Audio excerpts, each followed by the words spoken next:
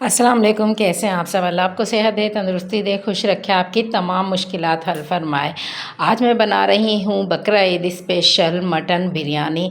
Mutton pulao आपने बहुत खाई होगी, लेकिन इतनी झटपट मटन बिरयानी आपने कभी नहीं बनाकर खाई होगी। बगैर कुकर के आपको बनाकर दिखाऊंगी। बहुत ही कम वक्त में, कुछ मिनटों में आपको बनाकर दिखाऊंगी और बहुत आसान रेसिपी है। तो चलें स्टार्ट करते हैं। बिस्मिल्लाहिर्रहमानिर्रहीम। इसके लिए लिया है मैंने 1 किलो मटन को मैंने वॉश कर लिया था और इसमें 2 बड़े साइज़ की प्याज डाल दी हैं। प्याज को मैंने रफली काट लिया था और अब हम इसमें 1 चम्मच नमक डालेंगे भर के, और मैंने हाफ चम्मच पिसी हुई लाल मिर्च डाली है। 1/4 चम्मच लूँगी मैं हल्दी का, और आधा चम्मच मैंने पिसा हुआ धनिया डालना है। तो ये गया इसमें आधा चम्मच। मैं इसमें कुटी हुई हरी मिर्च डाल रही हूँ, ये मैंने सुखाकर पीस कर रखी हुई है। और फिर अब हमने इसमें तेज़पात के 2 पत्ते डाल दिए हैं। अब हमने इसमें डालना है ज़ीरा 1 चम्मच भर के। ज़ीरा गया। अब हम इसमें गरम मसाला पिसा हुआ भी ऐड करेंगे। पिसा हुआ गरम मसाला है हाफ चम्मच, और साबुत धनिया हम इसमें 1 चम्मच भर के ऐड करेंगे। अब हमने ये ली है सौंफ। सौंफ को मैंने पीस कर रख लिया था, तो सौंफ का जायका बड़ा ही मज़ेदार आता है बिरयानी में। तो मटन बिरयानी में हमने डाल दी है 1 चम्मच भर के पिसी हुई सौंफ। तो ये चली गई। अब हमने इसमें 4 गिलास पानी डालकर इसको रख देना है दरमियानी आंच पर, और हमने इसमें डाल देना है पहले अदरक लहसुन का पेस्ट। अदरक लहसुन हम 1.5 चम्मच डालेंगे भर के। 2 चम्मच अच्छा रहेगा, 2-3 चम्मच आप डालें, इसका जायका अच्छा आता है। 3 से 4 हरी मिर्चें मैंने डाल दी हैं इसमें। और अब हम इसको चम्मच की मदद से मिक्स करके जो है फ्लेम ऑन कर देंगे और चूल्हे पर चढ़ा देंगे।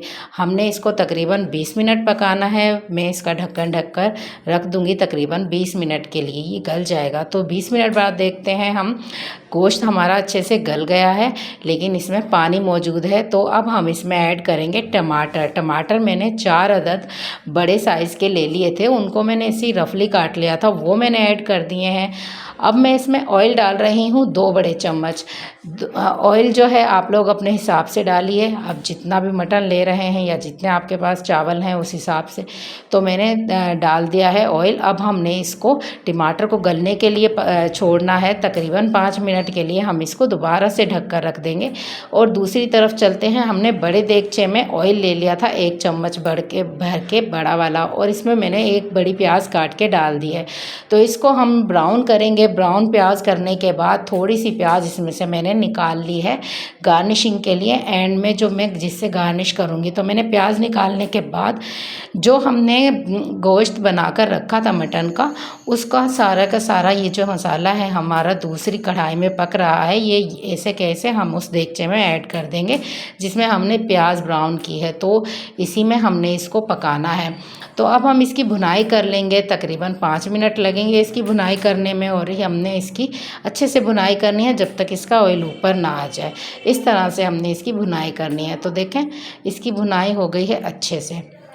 अब हमने इसमें जो है पानी ऐड करना है। पानी मैंने लिए हैं 4 गिलास चावल, जिसमें मैंने 5 गिलास पानी ऐड किया है। 4 गिलास मेरे चावल थे, और जो है 1 किलो के करीब मेरे चावल थे, तो मैंने 5 गिलास इसमें पानी ऐड किया है। पानी को हम बॉयल होने तक पकाएंगे, और फिर हमने इसमें चावल ऐड कर देने हैं। चावल को मैंने वॉश करके रख लिया था अच्छे से, तो मैंने आधे घंटे के लिए चावल को भिगो के रखा था। अब हमारा पानी जो है बॉयल हो गया है। हमने इसमें डाल दिए हैं चावल।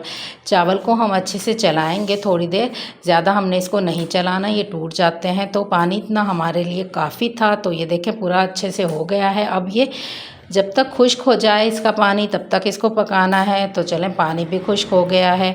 अब हमने इस पे डाल देना है लेमन।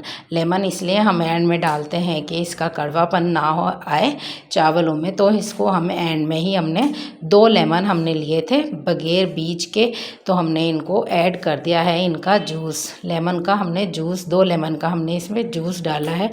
और 3 से 4 हरी मिर्चें हमने इस पर डाल देनी है। अब हमने जो प्याज फ्राई की थी, निकाली थी, वो हम इस पे डाल देंगे। तो ज़र्दे का रंग मैंने लिया है बिरयानी के लिए। इसमें मैंने ज़र्दे का रंग जो है पानी में घोल कर रख लिया था हाफ चम्मच, वो मैं इस पर डाल दूँगी दम लगाने से पहले। तो इस तरह से मैंने ज़र्दे का रंग डाल दिया। अब हमने दम लगा दिया था 10 मिनट के लिए। तो देखें 10 मिनट बाद मैंने चावलों को खोला है तो ये अच्छे से पक गए हैं और अब हम इनको मिक्स कर लेते हैं अच्छी तरह से।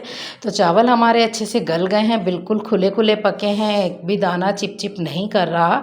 ये मटन बिरयानी आप ज़रूर ट्राई कीजिएगा, बहुत आसान रेसिपी है। तो ये देखें गोश्त हमारा अच्छे से गल गया है, बिल्कुल भी सख्त नहीं है, बिल्कुल सॉफ्ट हो गया है, बिल्कुल मक्खन की तरह। बिल्कुल इसकी बोटियां टूट रही हैं, बहुत अच्छा जो है पककर तैयार हुआ है।